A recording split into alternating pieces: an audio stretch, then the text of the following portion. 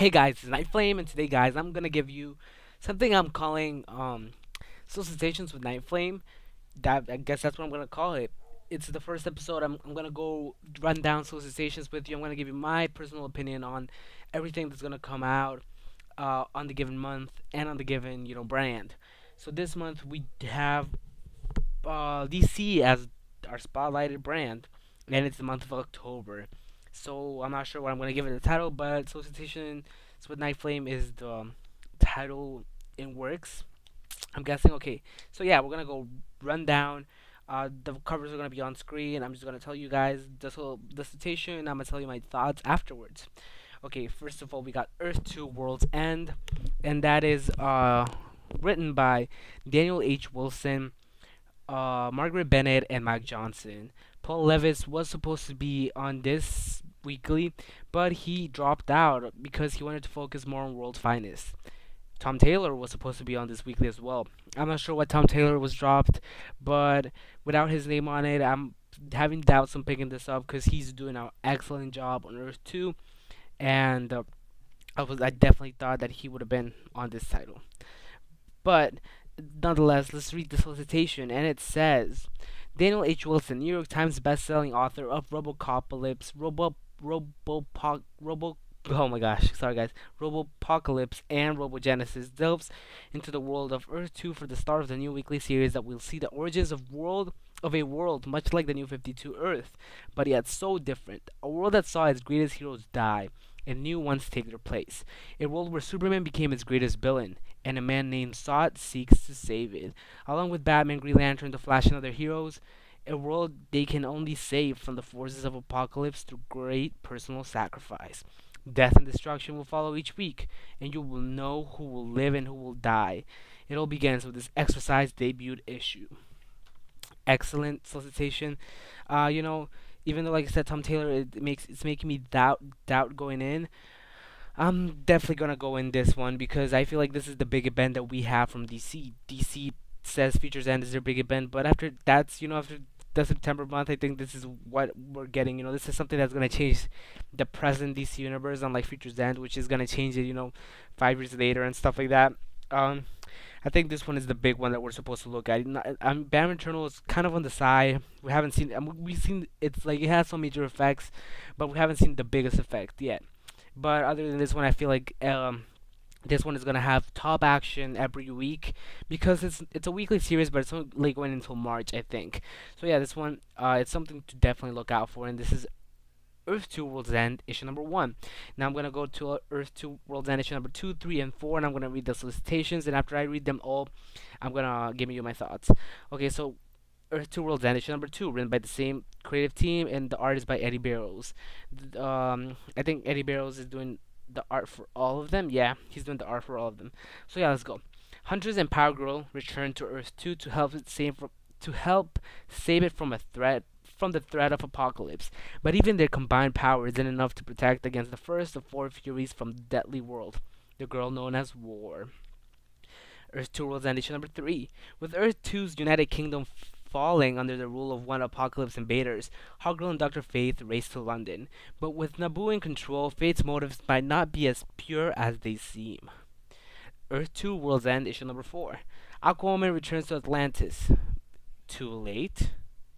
Okay, so yeah, definitely all of them sound awesome. All of them sound like they focus on one character, not a lot of plots being into put all this, and all the characters are extremely built up and everything. So I feel like this is the weekly event to look out for. Now let's go to Earth 2 issue number 27, and Margaret Bennett is on board now. She's gonna be a regular in this series, starting in October. So she's gonna be joining Tom Taylor on writing duties, and the art will be done by Andy Smith. Nicholas Scott was the original artist, but we've seen that Eddie Barrows take over in some issues, and Nicholas Scott's final issue will be the August issue. So yeah, she's moving into more creative own stuff, and her art was incredible. So Andy Smith has huge shoes to fill, but I think Andy Smith can do it. Okay, so Earth 2 issue number 27 solicitation reads: World's End is here. Everything in the wonders of Earth 2 have fought for everything the wonders of Earth 2 have fought for stands to be destroyed. Be here as their powers are tested and hard choices are made. Wait, let me read that again, guys. World end is here. Everything the wonders of Earth 2 have fought for stand to be destroyed. Be here too. Okay, so yeah, the wonders are probably the team, the current team that we have facing Apocalypse Superman, and I feel like Tom Taylor's whole run has just consisted of this whole Apocalypse Superman coming in and destroying everything. So yeah, after all of this is done, I'm pretty sure we're gonna have a new run on Earth too. Or I'm not sure a new run, but different storyline that's not gonna be so much based on like it's not gonna be so long like this one is gonna be, and also, uh, I mean only if Earth 2 survives. We don't know if Earth 2 is gonna survive, but what we have seen in Future's End, it seems like Earth 2, the people in there are gonna go to Prime Earth and they're gonna be held as prisoners, which is gonna be crazy. So yeah, Earth 2 issue number 27. Great stuff. Now let's go to the next one, and the next one is the Multiversity, the Just, issue number 1. It's written by Grant Morrison and art and cover by Ben Oliver. A little thing for the Multiversity. The Multiversity is doing, I think, 8 issues. They're all gonna be one shots. They're all gonna be written by Grant Morrison, and they're gonna feature on different Earths around, the universe. Different Earths. They're gonna focus on Earths that we haven't been explored yet in the New 52. So yeah, let's read the solicitation for this one. It's always gonna be 4.99, and it's gonna be 48 pages. All of those one shots. So yeah, okay. So this one is the next greatest chapter. The next chapter of the greatest adventure in DC's history is here. When they last collaborated, Grant Morrison joined artist Ben Oliver for the acclaimed Action Comics number 0. For their next team up, the two superstars take a spin around the self obsessed Earth 16, aka Earth Me. With all the world's threats having been handled long ago by their parents, the next generation of supers, including Chris Kent, Damian Wayne, Alexis Luthor, Offspring Megamorpho, Donna Troy, and more, find themselves labeled as superstars more often than superheroes. But with the fame, but with that fame comes complacency, and when a massive threat, unlike anything they have ever seen, surfaces, this pampered crew finds themselves in way over their head. What secret is Damien keeping from Chris that could tear the world's finest friends apart? Who is the mysterious killer lurking behind the scenes among these super spoiled children? And what chances do they stand against the monstrous villain that's murdering its way across the multiverse? All that and more in this exciting standalone issue, which also acts as chapter 3 of the Multiversity saga. Join us if you're there for the Multiversity. So this is crazy stuff, and this I think this is the issue. I think this is the only issue of the Multiversity that has actually gained my attention so much. And I love the cover for this one. It's that magazine cover thing. So yeah, excited for this one. Definitely excited actually. So yeah, like I said, this is something I'm definitely gonna buy, and I'm gonna enjoy the heck out of it. It looks awesome, and it's in good hands, Grant Morrison. Next, we go to two titles I have talked about, but they're in the solicitation, so I have to say them anyways for the people who haven't seen my video. Arkham Manor, issue number 1, written by Gary Duggan, art and cover by Sean Crystal. When catastrophe strikes Arkham Asylum, where will Gotham City house their most dangerous criminals and inmates? And when inmates are found murdered, what is Batman prepared to do in search of justice? Arkham's madness comes home in Arkham Manor, a bold new series brought to you by the mad minds of Gary Duggan and Sean Crystal. Like I said, excited for this one. I'm probably gonna pick up issue number 1. I'm not sure. More likely to pick up Gotham Academy though. Okay, now let's go to Gotham Academy, written by Becky Cloonan and Brendan Fletcher, and the art and cover by Carl Kerschel. Welcome to Gotham Academy, Gotham's city's most prestigious prep school in a very weird place. It's got a spooky campus, oddball teachers, and rich benefactors, always dropping by, like the weirdo Bruce Wayne. But nothing is as strange as is the students. Like, what's up with Oliver Silverlock? Is she crazy or what? Where did she go last summer? And what's the deal with her creepy mom? And how come the freshman Maps is always following her around? And is she still going out with Kyle? P.S. Did you hear that rumor about the ghost in the North Hall? Gotham Academy is a new monthly teen drama set in the shadows of Batman and the craziness of Gotham City, with new characters and old, plus a secret tie to Gotham's past. So, teen drama, I can say Gotham Academy is probably the answer to Avengers Academy, which was in Marvel. And like I said, Avengers Academy has that teen drama thing, and Avengers Academy did spawn like major spin-offs out of that. Like we had Avengers Academy, but before that we had different things. We had Avengers Academy, I mean, and then Avengers Arena, and then we had Avengers Undercover. So bunch of things like spawned out of Avengers Academy, and if Gotham Academy can be as awesome as that, then it's going places. Next, we have Deathstroke number one, written by Tony S. Daniel, art by Tony S. Daniel as well, and Sandu Floria. The DCU's Deadliest Assassin stars in his own ongoing series by writer Tony S. Daniel. See him as never before in his explosive new series, with one surprise after another as we see Slade Wilson in the fight of his life. Um, so this one, I'm kind of like, about, I feel like he does deserve a series with the new fame following he's gotten. Tony is Daniels on art, which is always a good thing, but he's also on writing, and I haven't read anything that he's written except I think an issue of Detective Comics, which was like a Court of the Owls tie-in, I think, and you know, I feel like I don't think I might pick it up, but I can try pick up the first issue because I don't actually need this series in my life since I have the new Suicide Squad, and he's featured as a main character there. So yeah, I'm in the middle of this one. Next, we got Clarion, written by Anno Chetty and art and cover by Trevor McCarthy. Clarion the Witch Boy makes his new 52 debut and stands for the forces of chaos in this new ongoing series. This one I'm totally skipping. Not a big fan of Anno Chetty's writing. Not even the artwork, I think, to me, could make me read the series. So yeah, definitely skipping Clarion. But I see it's a cool move to DC to make, to bring to give such unknown characters their own ongoing series, and it's something different and unique that New 52 has brought us. Because I don't think in the past we would have like Clarion had his own miniseries. I mean his own ongoing, and as well as Deathstroke. And I know Deathstroke did have it though, but I'm like as in like so much spotlight on it, and there's a lot of series in the New 52 that they didn't have as much fame as they have now in pre New 52. So yeah, I'm excited. Even though some people really do hate New 52 and really wish pre New 52 came back, they should just enjoy the ride. This is something different. They're just rebooting the whole thing for years to come, and I'm not mad about it. We're gonna see a lot of crazy things that couldn't happen because they had to follow the things that they put, like the death of Batman, and Batman breaking his back. And I really hate when people are like, oh yeah, I don't read DC anymore because of the whole New 52. You gotta give it a try before you bash at it. And I know it did change characters a lot. Some of them had minor changes, some of them had drastic changes, but it's in the fun of comics. You still have your old comics to read if you don't like it, but you should at least give it a try. I mean, I hate when people say that they hate the New 52 and they miss the premium 52. Yeah, but I get that some people love the premium 52, but give the new 52 a chance. It's just starting on its legs, and I've been enjoying it. I know I just started comics. I know I read past comics before, but I've been enjoying it. It's different takes on characters, and it could either be enjoyable, it could either be a miss. But still, I enjoy it, and people should just give it a try. And I hate when people just say, "Oh, I'll bring the Premium 52 back." Okay, so yeah, let's keep going, and now we go to Lobo. Lobo issue number one, written by Colin Bunn, and art by Riley Brown. And the Only Lobo brings the ultra violence to his new ongoing series. If the first few blood-soaked pages of this issue don't shock you, nothing will. Crazy, definitely picking up issue number one.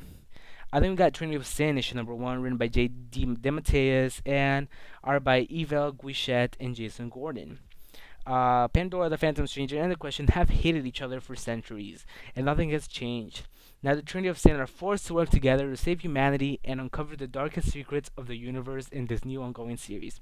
So they're basically putting the top two lowest selling titles, and and if the Question had a soul title, they'd probably be in the bottom as well. And they're making it a team. I think it's a good move for DC to make, because it still had a cult following. Pandora and the Phantom Stranger still had people who actually bought the titles, and it's sometimes a dickhead move to be like, oh yeah, we're canceling this title because it's it could be incredible. The writing could be incredible, but the characters are not popular, so people aren't picking it up. Um, people, when DC canceled Pandora and Phantom Stranger back in August, people probably were mad. Fans were probably mad, but now they're back. And J.D. DeMatteis is still writing Phantom Stranger, even though Ray Fox isn't writing Pandora. JD DeMatteis' Phantom Stranger was good, so Pandora's still gonna be in this title, and it's in good hands, so people shouldn't be mad. And I like how DC didn't cancel. It's not like okay they're canceled, we're forgetting about those characters. So yeah, I think this is a cool move for DC to make. Next we have Green Arrow issue number 35. It's written by Andrew Kreisberg and Ben Sokolowski. Welcome Disney, and it's art by Daniel Sampere. Welcome, new series writers straight from the hit TV show Arrow. Ollie's trying to put his life together after the grueling events of Broken, and finds himself back in Seattle on a mission from a mystery woman. Who is she, and what's next for Green Arrow? Um, might give this issue a try. It's gonna be a lighter tone. It's gonna be different, and I did like Andrea Sorrentino's and Jeff Lemire's run on Green Arrow, but I just thought it had a dark tone. And to me, a lot of series have been having dark tones, and that's why I decided to drop it, even though I thought it was good. I just, it's for the dark tone, and I didn't hate it. I'm not gonna bash it. I thought it was an excellent run. I just thought it was a dark tone, and for this one, it is a lighter tone. It's more of a happy tone, but I'm not sure about the writers. So yeah, I'm gonna give it a try though. Next, we have New Suicide Squad issue number 3, written by Sean Ryan, art and cover by Jeremy Roberts. Enough is enough. The tensions and angers have been building up, and they can no longer be held back. It's Harley versus Joker's daughter in an all-out brawl through the streets of Moscow. Meanwhile, that has been captured by the Russian and is being tortured for information. How can things get any worse? Deathstroke's about to find out. Excited for this one. This battle has been inevitable, and it's cool. The cover to me is simple, but I kind of like it, and definitely excited for this series. The first issue was very solid, but I thought it did its job for setting it up, and I'm excited for things to come. Next, we'll go to Teen Titans number 3. Notice that they took out the new out of the Teen Titans, and it's written by Will Pfeiffer. Yeah, I'm gonna say Pfeiffer, and art and cover by Kenneth Rockerforth. A free night out, Raven leads the Titans into another battle, and that brings them to one step closer to a dark secret at the heart of Star Labs. Um, I know people are, like I said, I'm gonna say it again. People who miss Premium 52, they're bashing Raven's costume. I get it. Raven's costume is definitely way different. It's not the Raven that has her little hoodie thing. This one is, she has like a clam on her face, basically. And it's very different. I know it's not growing on me. I seen it. It's not growing on me. I think it's weird, but like the more I see it, I'm probably gonna get over it. Like I said, it's a different change, and hopefully, like we've seen the background change. Um, One of the writers, a new creative team, might be like, okay, yeah, Raven definitely that's been taken out. And about Red Robin's wings, I don't hate Red Robin's wings. I actually like it. I feel like it goes with the character. It makes it, even though it's kind of awkward that it's Red Robin and he has wings. I don't know. I just think it fits, and I like his wings. But Raven costume, I feel like it has to go. Next, we go to New Futures End, issue number 20. I mean, the New 52 Futures End, issue number 22. And these ones are going to be fast. How will the world react to discovering the identity of the masked Superman? Um, you know, I feel like it's going. Sorry, guys. The New 52 has been going slow, and this one just feel like nothing's going to be answered until like the next month probably. Futures End issue number 23, discovering what the Victorious Brother Eye discover what the Victorious Brother Eye has in store for the Joker 35 years from now. Will he go down laughing? Actually, this is the one I'm gonna definitely buy from Futures End, the Joker one. That one actually has me excited. Then we have Futures End issue number 24. Terry's heist team comes face to face with a man who's been pulling the strings from the very beginning. Futures End issue number 24. That's it. Now we go to Futures End, issue number 25. The revelation of their ultimate adversary forces the Shade team to find a new ride as they learn what it means to watch for the storm. That's Futures End, issue number 25. Then we go to Futures End, issue number 26. Batman of 5 years later appears for the first time in Futures End as he reveals a truth that will unravel Firestorm's world.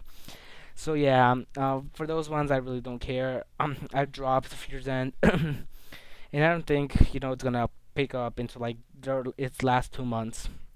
Then we go to Justice League, issue number 34. Jeff Johns, it's written by Jeff Johns and art by Doe Monk and Keith Champagne, covered by Ethan Van Sciver, Ethan Van Civer, whatever.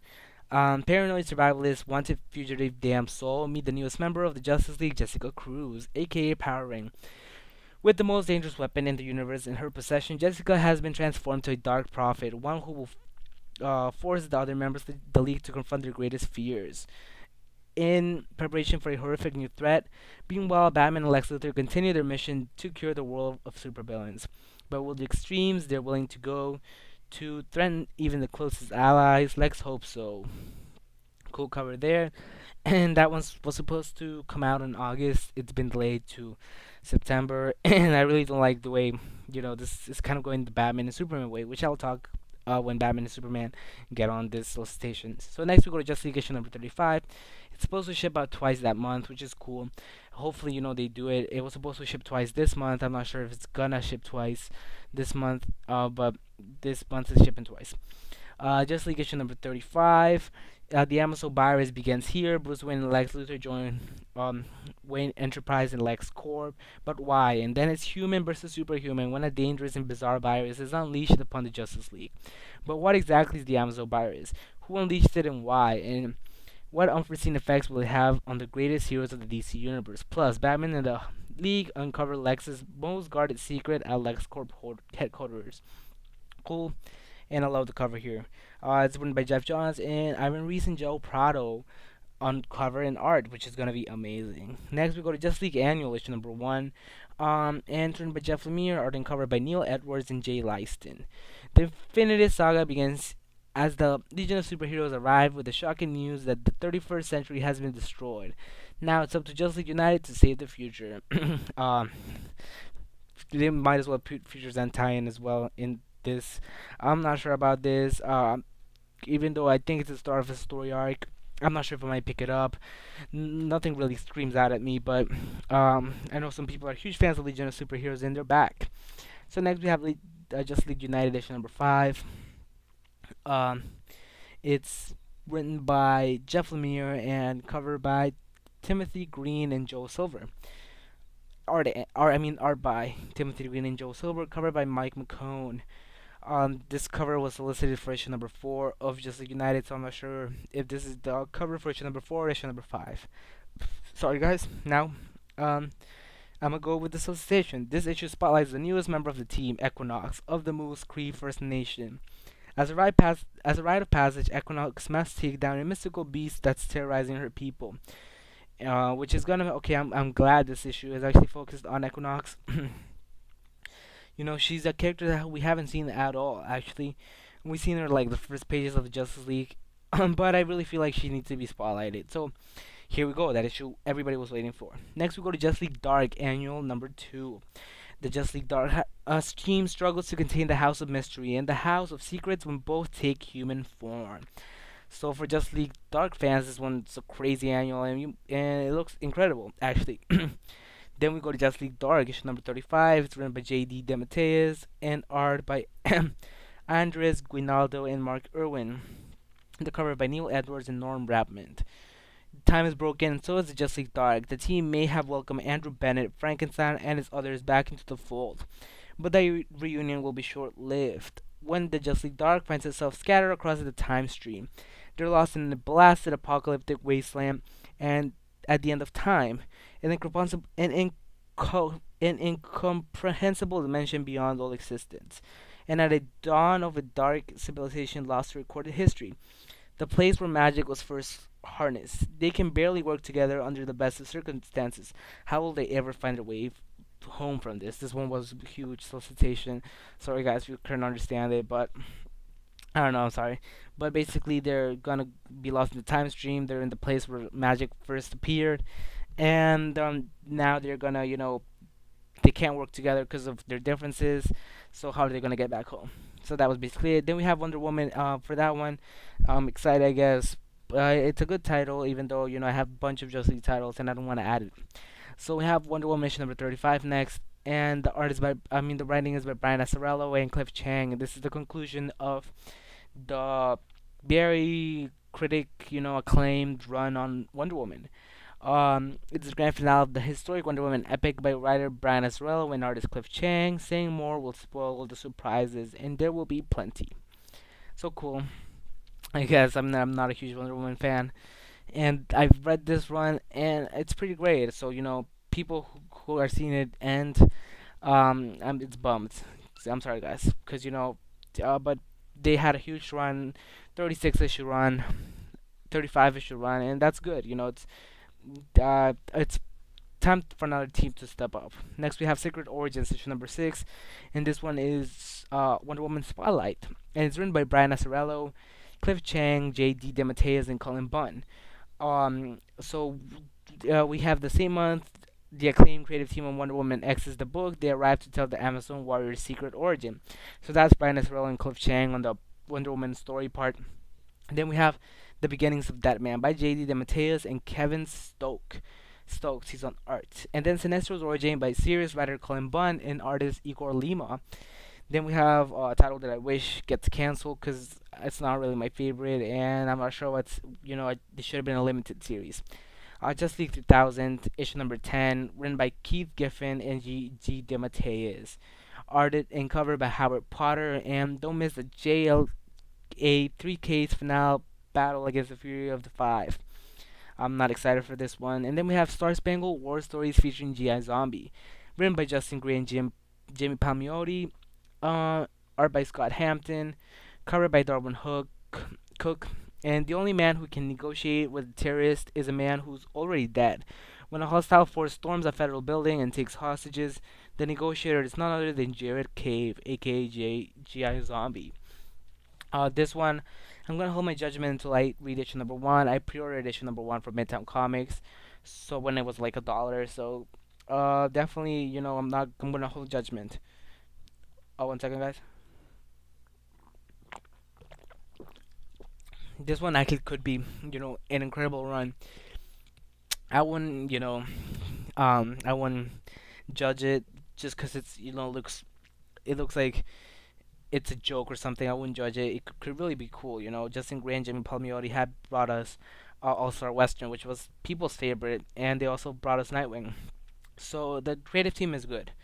Next, we have Aquaman and the Others, written by Dan Jurgens, and art by Lan Medina and Alan Martinez, covered by Ivan Reese. The secret history of the Others, threatens to kill them at the present day. Then we have Aquaman issue number 35, which has an excellent, cool cover. And that's written by Jeff Parker and art and cover by Paul Pelletier and Sean Parsons. And as the shocking truth is revealed, the tomb of Aquaman's mother is empty. But there is something sinister about this development that would change Arthur's life forever. Really cool cover. I'm actually excited for this one. So I might pick it up. And actually, I might not even pick up the Monster Variant. I might just pick up the regular cover because the regular cover is incredible.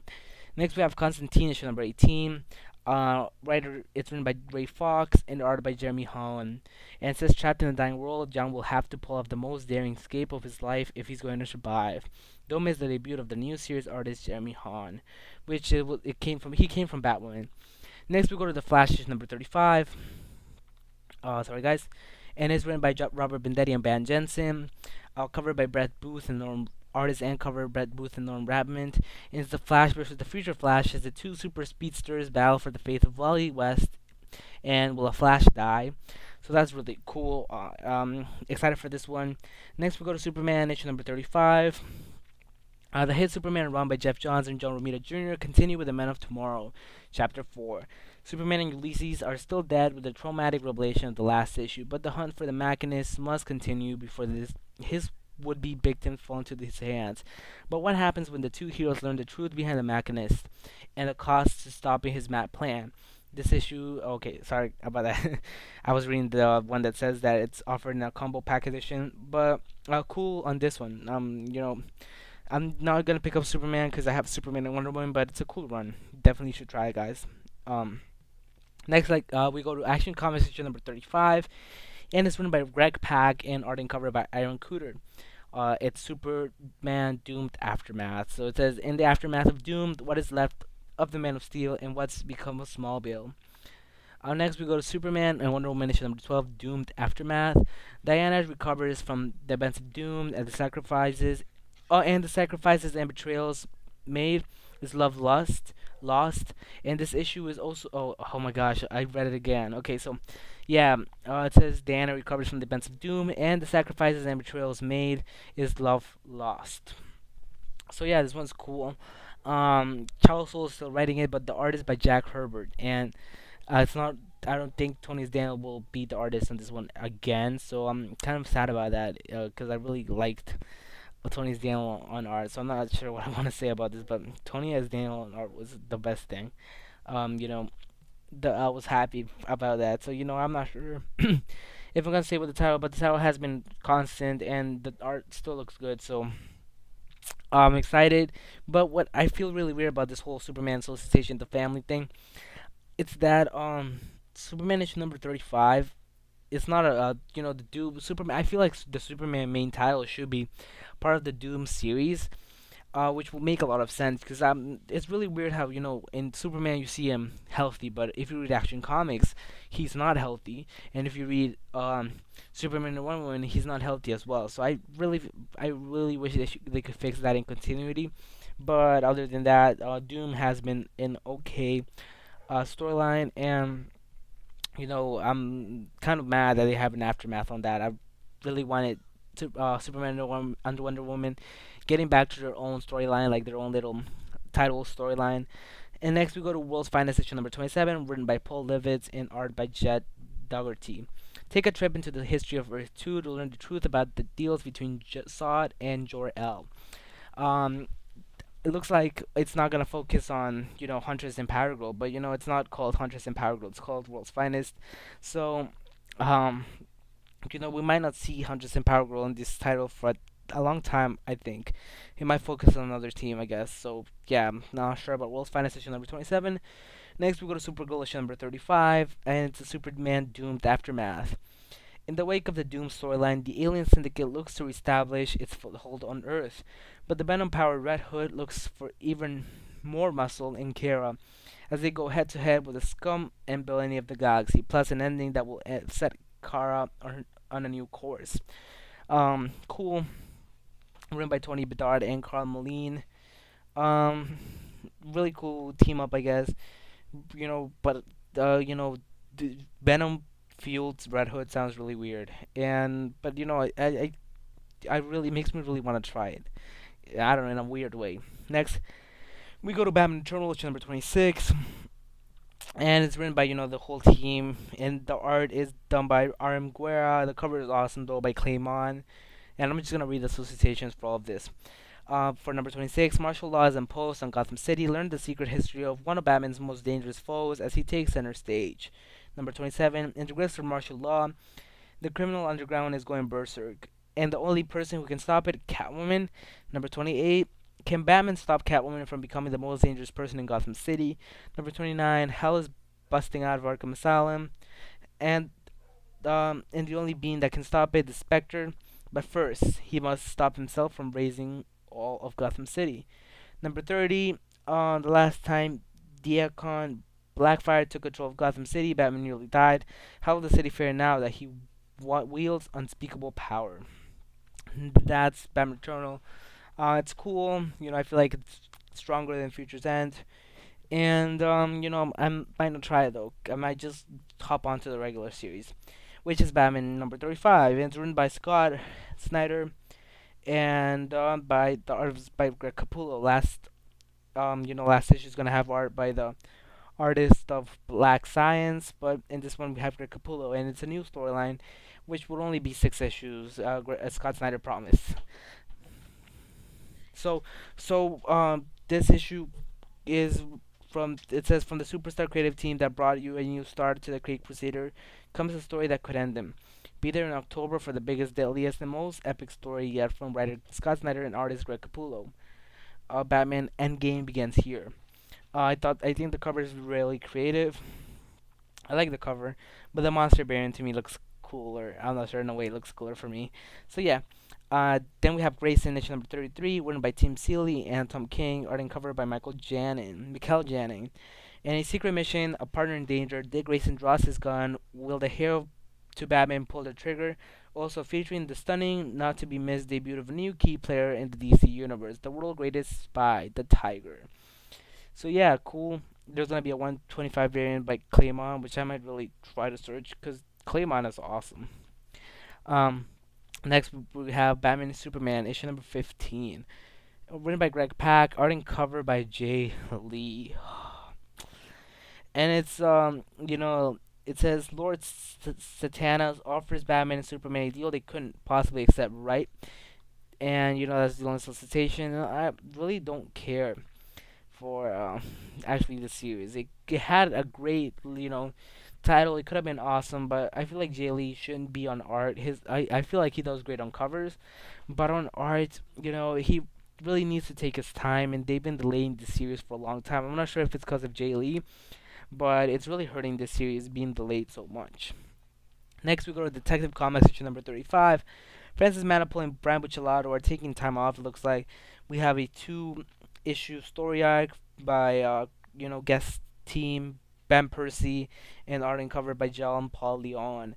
And it's the first chapter of two-part tale by the guest team of writer Ben Percy, like I said, and artist John Paul Leon. A civilian appearance at Gotham Airport turns into a horror show for Batman when a plane full of dead passengers arrives on the runway. What happened, and what can Bruce Wayne do about it?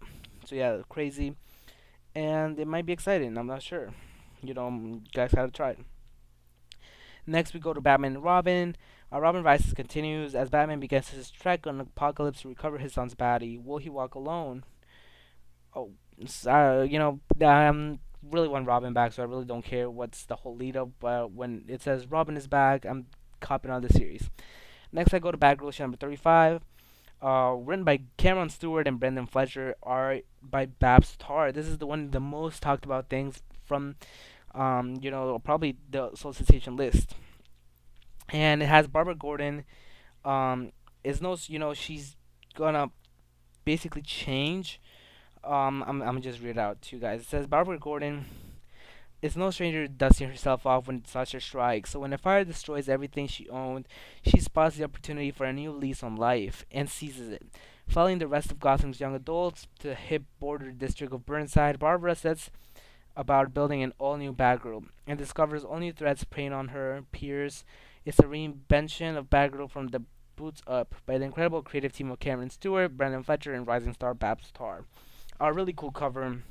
I feel like the costume, was a well change, and what I really like about it is how they made her look young, cause in my opinion, she looked like like she was the age of what's her face, the age of Batwoman, but I feel like they made her look a little too young, but that's still it's okay. I think she's supposed to be the age of Nightwing, so um, Nightwing looks like about the same, kind of like the age, so it's cool. I'm excited for this one actually, so I'm not dropping Batgirl at all. Then we have Red Hood and the Outlaws, issue number 35, written by Will Pfeiffer, and we have art by R.B. Silbo. The cover looks weird. It's done by Jorge Jimenez. And things are spinning out of control for the Outlaws when Roy realizes that he's the only member of the team not abusing drugs. And I feel like this is really weird because, it's kind of like, if you read the old New 52, Roy Harper had problems abusing drugs, and he's the only one not using drugs. Kind of ironic. It's funny. Next, we have Batwoman issue number 35, written by Mark Draco, and art by George's G&T. The new storyline Batwoman and the Unknown starts now with new artist John's G&T from Buffy the Vampire Slayer. Batwoman's neck deep in danger with her own new allies, Ragman, the Demon, Clayface, and Red Alice. What's going on, and how did Batwoman end up here? Find out the beginning of this find out the beginning in this issue. Really cool. Next, we have Catwoman issue number 35, and it's new creative team, which I'm extremely excited about because I'm glad. I don't want to sound mean, but I'm glad Anna Chetty left the title. She really didn't know how Catwoman should be written, and I read like two of her issues, and both of them were really bad. It wasn't really like the oh no, it's really bad. It's actually good. It was just bad. So yeah, it's written by Genevieve Ballantine and art by Gary Brown. So yeah, it says crime boss of Gotham City, spinning out of the events of Batman Eternal. Selina has accepted the family mantle and embraced her true criminal side. But is Gotham City ready for her reign? And with the cat away, who's a stranger haunting the empty rooftops of the city? Don't miss the start of a bold new direction for Selina Kyle. So yeah, this one is actually pretty exciting, and I might pick up the first issue. I really wanted to get into Catwoman, but since creative team was poop, uh, we have this one. So yeah, then we have Harley Quinn issue number 11. It's written by Amanda Connor and Jimmy Palmiotti, art by Chad Harden, and it says Harley continues with her toxic Max Macabre relationship, but everything changes when Power Girl comes crashing into Coney Island from outer space. Power Girl has a severe case of amnesia, and Harley's happy to remind her that they are best friends in a crime fighting team. Well, this one's pretty fun actually, and I'm glad I'm back on this series. It looks really cool, and I'm definitely stoked to see what else comes from Harley Quinn. Then we have Harley Quinn Annual Issue number 1. It's written by Amanda Carter as well and Jimmy Palmiotti, and the art is by John Timms though. And there's actually a bombshell variant for this. I'm not sure if there's if it's wrong listed, but there's a bombshell variant with this, which is gonna be awesome. It's the one I'm probably the only one that everybody's gonna be missing. So yeah, it's an annual, so it's 5.99. Oh what? Oh, 5.99. Oh yeah, this one has smells, so that's why it's 5.99. An annual is usually 4.99, but this one has I'm gonna tell you. I'm gonna read the solicitation. We have to warn you, readers. The issue stinks. Seriously, like an unpleasant odor. Like unpleasant odors are literally in the story. This first time in this first ever Harley Quinn annual, take a trip to Harley's home of Coney Island in a groundbreaking and tentacular issue featuring actual honest-to-God smells. This issue comes polybagged to contain the stench. That's awesome, and I'm glad definitely on this series. Next, we have New Gods, God Heat, issue number 1. And this is the big Green Lantern event that it's coming up. And I'm glad, I really want to start Green Lantern now. This looks incredible. But there's so many titles to keep up, so I might not be on this, but it still looks good. So kind of bummed that I'm not gonna be part of this because there's so many events going on. But I might try to find it in conventions. But let's start off anyways. New Gods, God Heat issue number 1. God Heat. So basically, you know, it's about. Wait, I think I missed something, guys. Sorry. No, never. Did I miss something? Oh, I think I'm not sure. Let me see. No, I didn't miss anything. Sorry, guys. I delayed this whole thing, but sorry. Let me just keep going. Yeah. So yeah, God Heat number 1. It's about new gods. I'm just gonna go because I'm kind of running out of time. It says cosmic mystery, overwhelming odds, and familiar and brand new gods. This one's got it all in this issue. It includes a special foldout that will take you to the source world like never before. So that's God Heat's number 1, and that's basically kind of like an annual. Next, we have Green Lantern issue number 35, and this one is the Act 1, Part 2, and it's about Hal Jordan and how he's gonna deal with this. Really cool. And next, we have Green Lantern Corps issue number 35. And I'm just gonna read you the covers. I'm not gonna read you the solicitations. So the cover for Green Lantern, it says, "Only a small mind will tamper um, with the source of creation and not foresee a terrible reckoning." And we see the the Green Lantern Corps once it says, "You failed to safeguard this universe. This time, the time of the lanterns has ended." The New Guardians one doesn't have a cover, but the Red Lantern one does. And the Red Lantern number 35 I mean, says, "I am wroth, and you shall tremble." The New Guardians one, I really, I have the cover. I'll put it up on the screen, but for me right now, it's not showing. Next, we have the Sinestro one. Sinestro one says, "What uses fear against the fear of a god?" So that's awesome, I think. Next, we got Swamp Thing Annual issue number 3, and it's basically, the battle you waited for is finally here with the deadly warrior assassin Capuchin at long last facing her death. Etrigan, the demon, arrives to collect her soul, but friends and allies are few and far between for Swamp Thing, and he's not about to let an innocent spend an eternity in hell as a demon's plaything. Brutal action and painful goodbyes make this a must-read. Next, we have Swamp Thing issue number 35, written by Charles Soule, just like the annual.